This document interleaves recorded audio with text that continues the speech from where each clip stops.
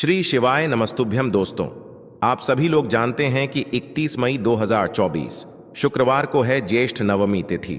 और दोस्तों, इसी दिन किया जाने वाला पंडित जी द्वारा बताया गया एक लोटा जल वाले उपाय आप लोगों को जरूर करना चाहिए, क्योंकि दोस्तों ये एक ऐसा उपाय है जो कि हर कभी नहीं किया जाता है। देखिए, यह दिन इतना खास होता है, इतना महत्वपूर्ण होता है।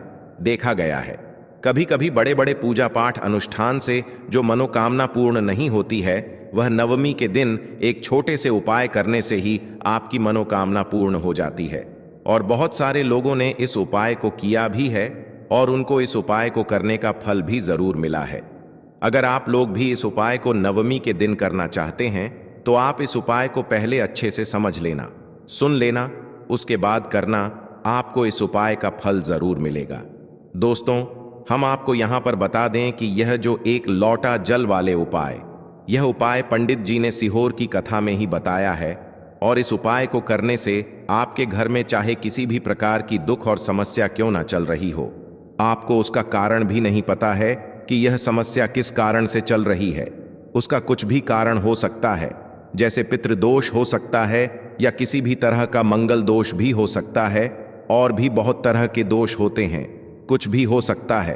पर आपको इस उपाय को करने के लिए अपने दोष को पता लगाने की भी जरूरत नहीं है। आपके घर में किस कारण से इतनी दुख और परेशानी आ रही है, वह भी आपको पता लगाने की जरूरत नहीं है।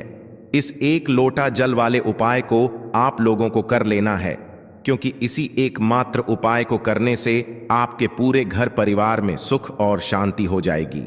आपके घर में अच्छे अच्छे काम होने लगेंगे। आपकी जो भी मनोकामना होगी वह भी धीरे धीरे करके पूर्ण होना शुरू हो जाएगी। दोस्तों, अब इस उपाय को करना किस समय है, ये भी आप लोग जान लीजिए। देखिए, इस एक लोटा जल वाले उपाय को करने का जो समय है वो सीधी सी बात है, सुबह का समय है, प्रातःकाल का समय है। वैसे दोस्तों, नवमी के पूरे दिन मंदिर खुले रहते हैं।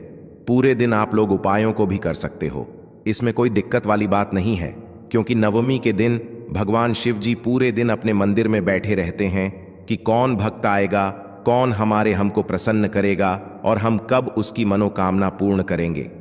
दोस्तों, इस दिन शिव जी इतना कुछ प्रदान करते हैं जितने की हम कभी कल्पना भी नहीं कर सकते हैं। इसीलिए आप लोगों को इस मौके को तो अपने हाथ से नहीं जाने देना चाहिए। तो अब हम समझते हैं दोस्तों, यह एक लौटा जल वाले उपाय को आखिर करना किसको है।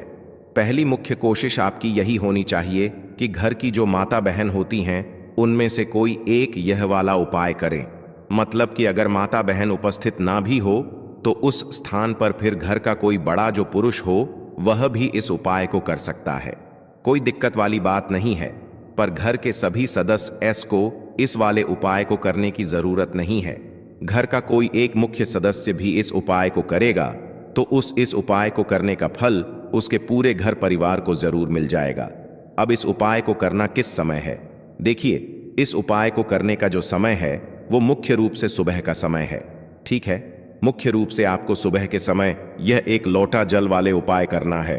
पर किसी कारणवश आपने पूरी कोशिश करी कि भाई हम सुबह ही इस उपाय को करेंगे, पर नहीं कर पाए नवमी के दिन, तो भाई आप लोग इस उपाय को दूसरे मौके पर कर सकते हैं, जो कि है शाम के समय, नवमी काल का समय। ठीक है, अब भाई शाम का समय, नवमी काल का समय, कितने समय से लेकर कितने समय के बीच में हमें ये एक लोटा जल वाले उपाय करना है वो भी सुन लो। तो देखो, शाम का जो समय होता है या नवमी काल का जो समय होता है वो शाम के 6 बजे से लेकर 7 बजे के बीच का समय होता है। तो शाम के 6 बजे से लेकर 7 बजे के बीच के समय में आप लोग ये एक लोटा जल वाले उपाय को कर लेना। पर अगर आप लोग इस समय भी लेट हो जाते हो, मतलब बहुत सारे लोग अपने नौकरी पे जाते हैं, ड्यूटी पे जाते हैं या काम पे जाते हैं, तो आने में देरी हो ही जाती है। तो अगर आप लोग लेट भी हो जाते हो तो आप इस उपाय को 8 बजे तक भी कर सकते हो, कोई दिक्कत वाली बात नहीं है। तो देखिए, एक लोटा जल वाले उपाय है तो सीधी सी बात है कि इसमें हमें एक लोटा जल की तो आवश्यकता पड़ेगी ही पड़ेगी। तो देखिए, उपाय को करने के लिए आपको यहाँ पर एक लोटा शुद्ध जल लेना है। ठीक है ना, एक लोटा शुद्ध जल लेना है और उस लोटे के अंदर आपको चुटकी भर काला तिल डालना है और आपको पहुंच जाना है महादेव के मंदिर में। ठीक है ना। अगर आपके पास तिल नहीं भी है तो आप अपने घर का केवल जल ले लें, है ना, जिसमें भी आप अपने घर में मटके में, आरओ में, जहां भी पानी रखते हैं वहां से आप जल ले लें, एक लोटा, और महादेव के मंदिर में आपको जाना है और यह एक लोटा जल आपको महादेव की शिवलिंग पर चढ़ाना है। महादेव आपकी कोई भी विश को अधूरा नहीं रहने देंगे। जो भी आपको अपने जीवन में चाहिए आप एक लोटा जल अर्पित करके महादेव से मांग लेना। ऐसी कोई भी वस्तु नहीं है जो आपको ना मिले, तो एक बार पूरी सच्ची श्रद्धा के साथ आप इस उपाय को करके देखें। देखिए, ज्येष्ठ नवमी जो होता है ना, इसका महत्व आप ऐसे भी समझ सकते हैं कि बीमारियों से भी आप हमेशा सेफ रहते हैं, हमेशा आप बीमारियों से दूर रहते हैं। जब भी महीने में, जब भी रविवार के दिन प्रदोष पड़ जाए, इस दिन आप उपाय जरूर करें, क्योंकि घर में अगर सभी लोग स्वस्थ होंगे, किसी को बीमारी नहीं होगी, तो पूरा परिवार हमेशा सुखी रहता है। तो चलिए अब जल्दी से बात कर लेते हैं। 2 लौंग और 2 कपूर आपको अपने घर में किस जगह पर जलाना है। यह छोटा सा उपाय कैसे आपके जीवन में सुख को लेकर आएगा, धन को लेकर आएगा।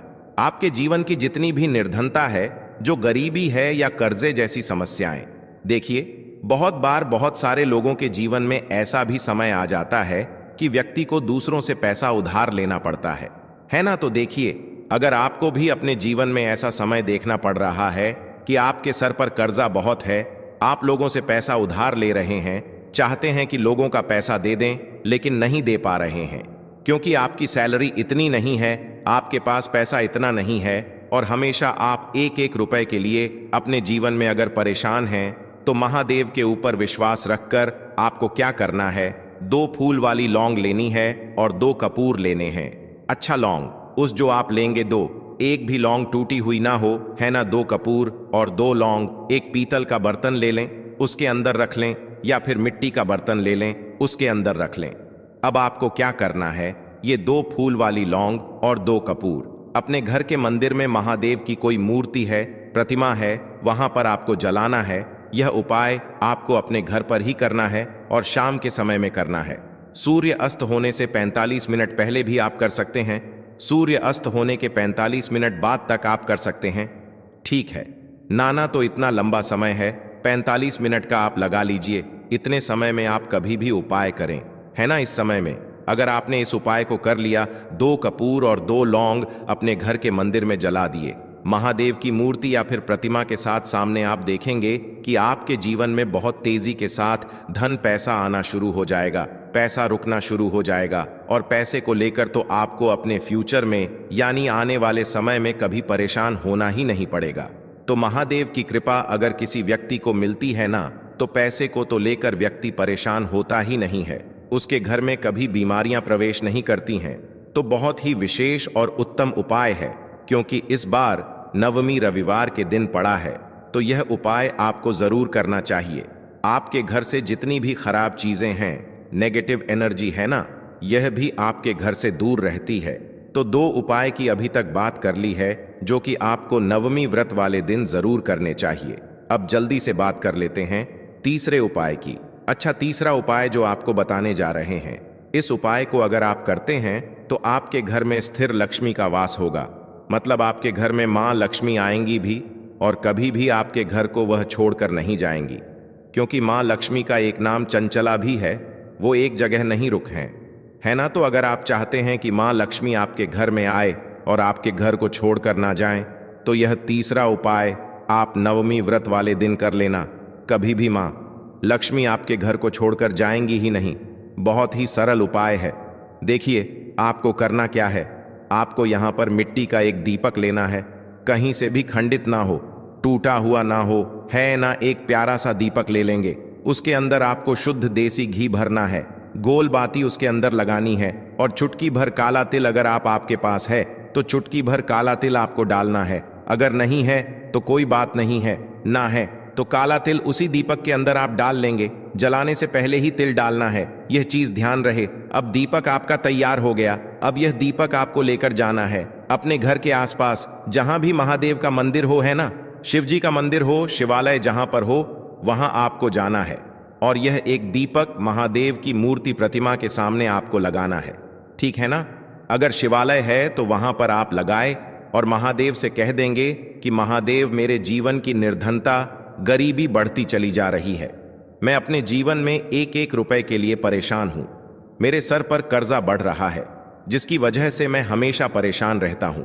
तो जो भी आपके मन में है, जो भी आपके दिल में है, अपने दुखों को लेकर, अपनी मनोकामनाओं को लेकर, आप सब कुछ पूरी सच्ची श्रद्धा के साथ महादेव से कह देना, और यह एक दीपक महादेव के मंदिर में आप प्रज्वलित कर देना।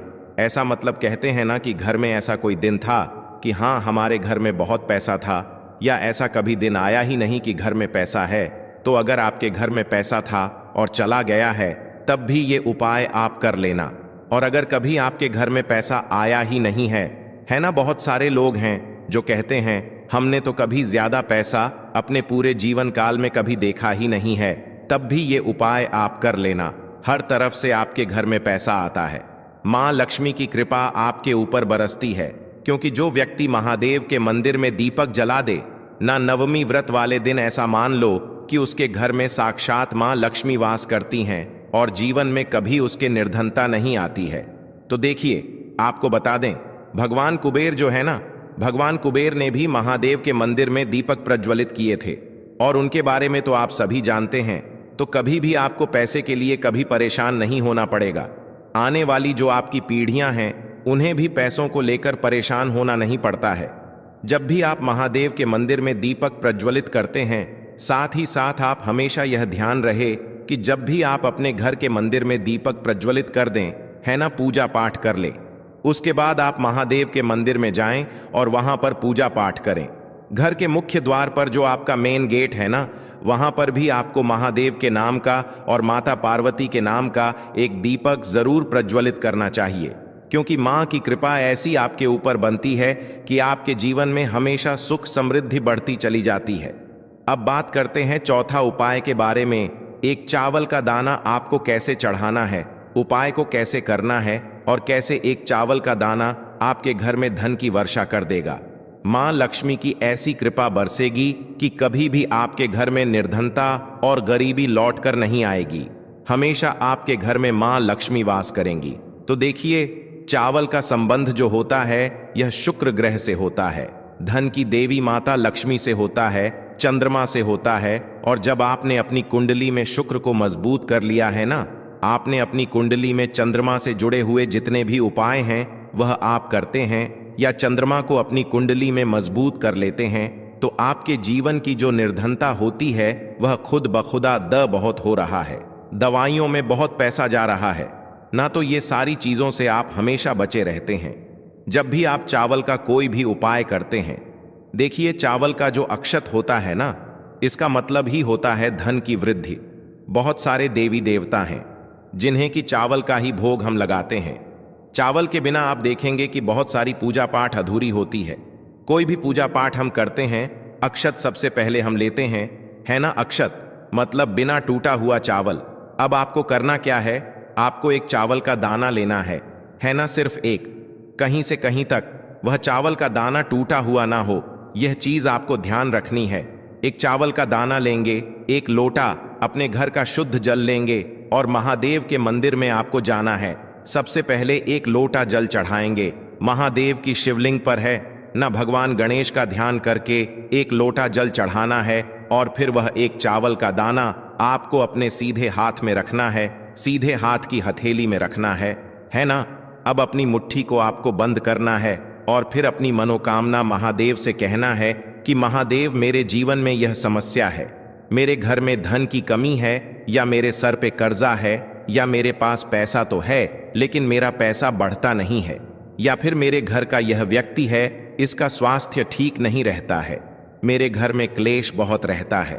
तो जो भी आपकी विश है, जो भी आपकी मनोकामना है, धन को लेकर है, धन बढ़ नहीं रहा है, धन खर्च बहुत हो रहा है, धन आ नहीं रहा है, जो भी आपकी विश है ना, जो भी आपकी समस्या है, आपको महादेव से कह देना है। पूरी सच्ची श्रद्धा के साथ माता पार्वती का भी ध्यान आपको करना है। यह चीज आप बिल्कुल ध्यान रखें। तो जब भी आप अपनी विश महादेव से और माता पार्वती से एक साथ कहते हैं, तो आपकी कितनी भी बड़ी विश क्यों ना हो, उसे महादेव पूरा कर देते हैं। जब आप अपनी विश कह देंगे, उसके बाद वो चावल का दाना जो आपने अपनी मुट्ठी में बंद कर रखा है, उसे आपको महादेव की शिवलिंग पर चढ़ा देना है और बस उपाय आपका यहां पर पूरा हो जाता है। लास्ट उपाय जो आपको नवमी के दिन जरूर ही करना चाहिए। देखिए, इस नवमी के दिन स्नान और दान का बहुत ही ज्यादा महत्व होता है, तो आप अपनी आवश्यकता अनुसार इस दिन दान जरूर करें, क्योंकि माघ की जो अष्टमी होती है, इस दिन आप कुछ भी दान करते हैं उसका कई गुना लाभ आपको प्राप्त होता है। इस दिन किया गया जो दान होता है, यह सारे दानों में सबसे बड़ा दान और सबसे उत्तम दान माना जाता है। अब दान में आप अपनी आवश्यकता अनुसार कुछ भी दान कर सकते हैं। अनाज का दान कर सकते हैं, दालों का दान कर सकते हैं, और भी बहुत सारी चीजें होती हैं जो आप इस दिन अपनी आवश्यकता अनुसार दान कर सकते हैं। साथ ही साथ आपको ध्यान रहे कि आपको नवमी के दिन वैसे तो कभी भी ऐसा नहीं करना चाहिए। नवमी के दिन भी आपको कभी किसी व्यक्ति के ऊपर चिल्लाना नहीं चाहिए, गुस्सा नहीं करना चाहिए, और इस दिन आपको बिल्कुल शांत रहना चाहिए। जितना हो सके महादेव का नाम स्मरण करें, हर हर महादेव बोलते रह। आपके जीवन में कभी संकट और कष्ट महादेव आने ही नहीं देंगे। तो हमेशा की तरह आपको हमारी वीडियो को लाइक करना है, चैनल को सब्सक्राइब करना है। जो लोग चैनल पर पहली बार आए हैं, साथ ही साथ कमेंट सेक्शन में श्री शिवाय नमस्तु